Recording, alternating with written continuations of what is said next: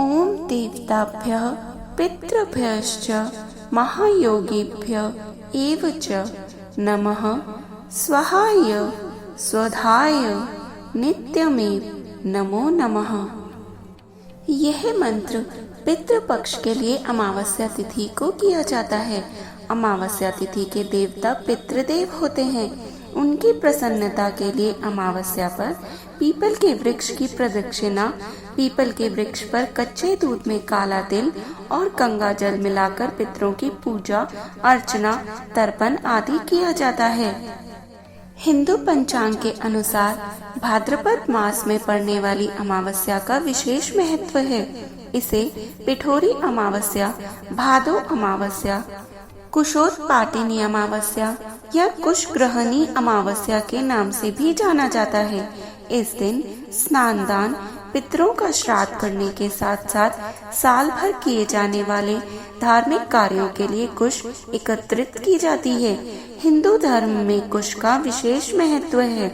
इसका इस्तेमाल शादी विवाह जैसे मांगलिक शुभ कार्यों से लेकर पितरों का श्राद्ध करने में भी किया जाता है। जानते हैं कि इस कुशग्रहणी अमावस्या पर कैसे तोड़े कुश और क्यों है यह कुश इतनी महत्वपूर्ण।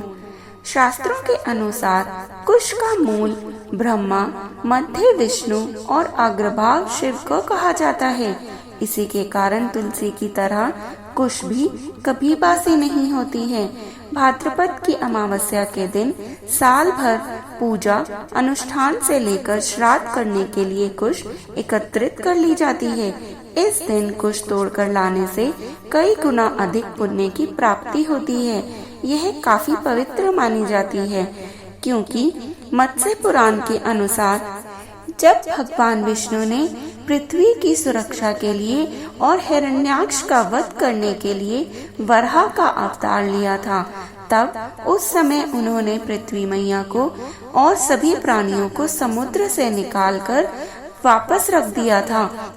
उस समय जब भगवान वराह ने अपने शरीर को झटका था, ऐसे में उनके शरीर के कुछ रोम पृथ्वी पर गिर गए थे और कहा जाता है कि इसी रोम से कुश की उत्पत्ति हुई थी। अब जान लेते हैं कुश को तोड़ने के क्या नियम होते हैं।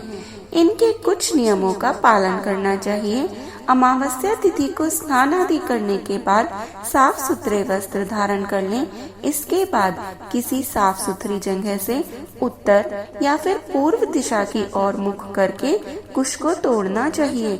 अपने दाएं हाथ का इस्तेमाल करते हुए धीरे धीरे संपूर्ण कुश को तोड़ना चाहिए। इसके साथ ही यदि आप इस मंत्र का जाप कर पाएं तो यह और भी उत्तम होगा।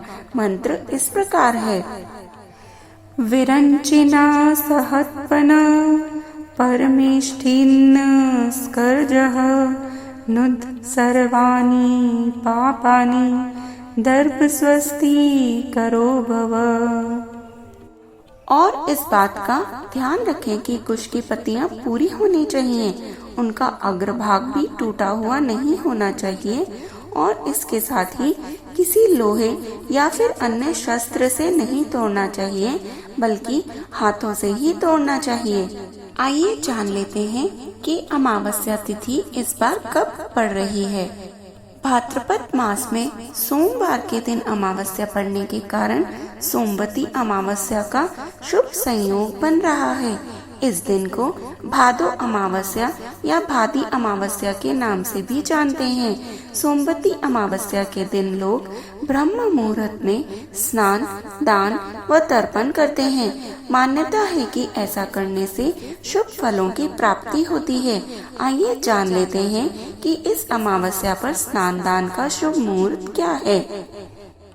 भाद्रपद कृष्ण अमावस्या 2 सितंबर को सुबह 5:21 पर प्रारंभ होगी और 3 सितंबर को सुबह 7:24 पर समाप्त होगी।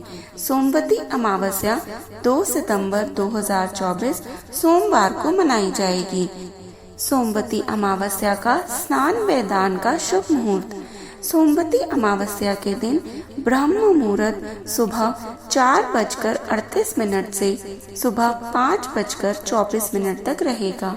पूजा मुहूर्त सुबह 6:09 से 7:44 तक रहेगा। जान लेते हैं कि इस दिन क्या और कैसे दान करने से आपको पुण्य फलों की प्राप्ति होती है।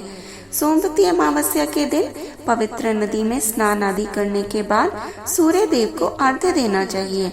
यदि किसी पवित्र नदी में स्नान ना कर पाए तो अपने नहाने के जल में थोड़ा गंगा जल मिलाकर स्नान कर लेना चाहिए। इस दिन गरीब या जरूरतमंद को अपनी क्षमता के अनुसार दान देना चाहिए। अमावस्या के दिन पितरों का तर्पण करने से जीवन में खुशहाली आती है। अमावस्या के दिन भगवान शिव का महामृत्युंजय मंत्र जाप अवश्य करना चाहिए। साथ ही भगवान शिव के अभिषेक से तो विशेष लाभ मिलता है। मान्यता है कि ऐसा करने से आर्थिक तंगी दूर हो जाती है और धन आगमन के मार्ग खुलते हैं। अब जान लेते हैं कि ज्योतिष शास्त्र के अनुसार किस मुहूर्त में पूजन व दान नहीं करना चाहिए। सोमवती अमावस्या के दिन सुबह 7:34 से लेकर 9:09 तक राहु काल रहेगा। इसके बाद सुबह 10:44 से 12:20 तक यमगंड रहेगा। ज्योतिष शास्त्र में राहु काल व यमगंड को अशुभ माना गया है। ऐसे में इन मुहूर्त में किसी भी शुभ काम की मनाही होती है। सोमवती अमावस्या का महत्व।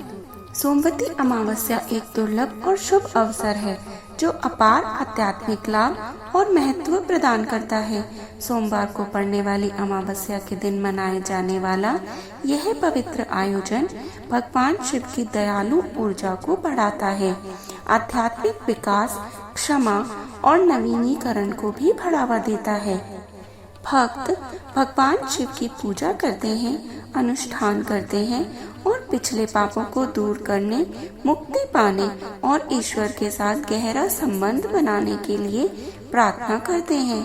सोमवती अमावस्या के लाभों में आध्यात्मिक कायाकल्प, आंतरिक शक्ति और आत्म जागरूकता की बढ़ी हुई भावना भी शामिल है।